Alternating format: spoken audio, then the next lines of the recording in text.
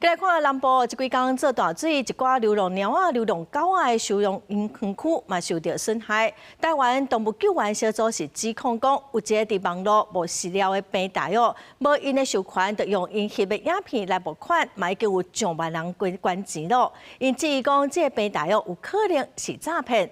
台南市政府嘛表示讲，若有民众检举，市政府会进一步来调查。 饲料平台业者的面册顶悬一篇一篇的文，写的拢是即摆南部地区有猫仔狗仔收容园区受灾，望大家斗相共来买饲料。未少民众拢有捐钱，不过即几天台湾动物紧急救援小组刷接到民众检举，讲即间饲料平台是用因的影片去看广告，爱大家捐钱送饲料。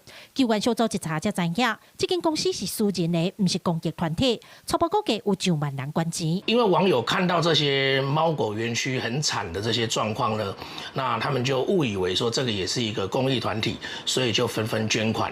那其实呢，并不知道说他们其实是一家100%以盈利为目的在贩售饲料的公司。因为广告影片剪接的访问，有的不是受灾园区，所写的文字嘛互民众误解，家己捐的钱是要帮助灾区，所以不少民众拢感觉家己被骗去，要求业者要讲好清楚。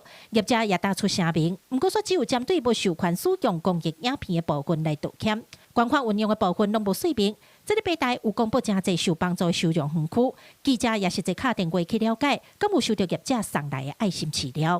他们有做到啊，这我不晓得说中间这个他们的募跟送之间的一个怎么个情形，我们不知道。可是他是真的有送到我们这儿来。